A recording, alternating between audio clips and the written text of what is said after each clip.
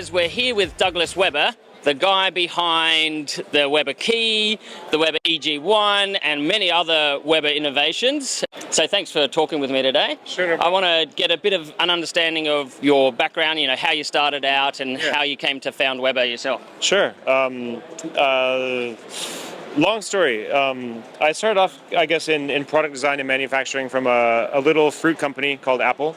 I went there directly out of university and was there basically from like 20 years old. Like I interned there, went back to work right out of school. Started off when it was kind of in the pits, like when nobody really wanted to go and work for Apple. I was one of the first members of the iPod product design team, back before iPods were really selling. Yeah, and I was there, through sort of the growing years of Apple and learned a bunch of stuff. Was really, really lucky to be with some of the best designers and scientists in the world for product creation, and spent 13 years there. In 2008, inside of Apple, moved to Japan to start a product design team based out of Tokyo, and sort of stayed on ever since. And so I've been living in Japan since 2008. Actually 2007 or 8. After I was there for about 13 years, Apple got really big, had invented and designed a bunch of stuff. I had always been really into coffee. As you probably know, like early 2000s when I joined Apple was when coffee got really big in San Francisco. Yeah. And so we were always, hitting up the sort of third wave shops in the city and heading down to work afterwards. And in the design studio we had, nice machines, and we would play with them and talk about, we could do this, we could do that. You could do all these things. But we have such cool jobs. And eventually it got to the point where it was we got cool jobs and we can do other stuff too. And it was kind of like now or never. Yeah. That was around 2014, and I left the company, started this one, and haven't really looked back.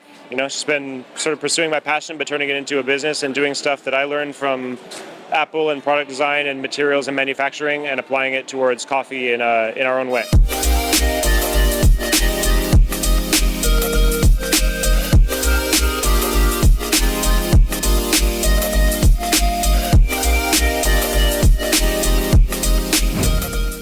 So tell us, you're up for the 2022 Innovation Awards, so you're a finalist in that space with this product called the Unifilter. Yes. Take us through this and how you came to this. Okay, I never liked portafilters. I've, obviously used them ever since I started making espresso like 20 years ago or so, and they always bothered me. I'm very clean, and even if I wash them out after each use, I would always end up taking out the basket and being kind of disgusted by the gunk that builds up. And it kind of got me thinking, it's funny, like the project for this actually started about 6 years ago. I had the idea about 6 years ago, started developing about three and a half years ago. And it was glaringly obvious to me at the time that like a portafilter is made the way it's made because that manufacturing was available 100 years ago. Yeah. It's cheap, it kind of works. Yeah. But that's the thing about it, is it's cheap and it kind of works, but it's not optimized. And so it was like, okay, like if we were going to go back to like a blank sheet of paper on this, like what are we going to do? And the first thing was, there's no reason for like the basket itself to be a separate piece of metal. They were doing that just because it was cheap and it works. And so I was like, okay, this needs to be like a single piece of metal is kind of the first obvious thing. But then in making it, we realized that by not having a basket that has to be deep drawn, so like made like a stamped cup, right? You don't have to have sides that are angled in. And when you have sides that aren't angled in, it's great because that means that you have 58 millimeters like of water coming in, and instead of like necking that down to just basically a 48 millimeter diameter, which is pretty standard, you lose 30% of sort of your active area if you think of it like an LCD screen. And when you're doing that, you're actually creating zones of preferential water flow. So you end up with zones of over-extracted and under-extracted coffee in your puck, which is really bad. Yeah. So we found pretty early on that when we were making stuff, without a weird mitigated geometry, extraction yields immediately went up. But more than that, we were getting a better tasting coffee. Mm-hmm. Like if you ever do an A to B blind taste comparison, it will taste better on this. Wow. It's sweeter, it's better. Interestingly enough, I mean, when you're going with this, even though the holes themselves are a little bit smaller than normal, not much. It's still pretty standard. It speeds up the flow a little bit, so you grind a little bit finer. Yeah. That's not a big deal, and ultimately you just end up getting more of the good stuff out of your coffee and less of the bad stuff. Yeah. And obviously, because it's a single piece, after each use, you just rinse it with water, and you never have to clean it. You're not soaking it in a detergent or something, which is great. Yeah. Another very, very big thing about this that a lot of people haven't realized is that it's a much thicker piece of metal on the bottom, so it's not deflecting. Right. If you ever watch a portafilter when you're going, like, the whole thing bulges out, and because of that, you're inducing fatigue stress. This is the reason that baskets are replaceable, is they fatigue and they break because they're bending and stressing. This one doesn't do that. And kind of like the other things we make, this is made theoretically last like well over 1 million shots. There's actually one has never been broken yet. We can't break it even when we're doing our sort of stress testing on it with testing apparatus. Someday someone will probably break one and we'll learn how it's possible.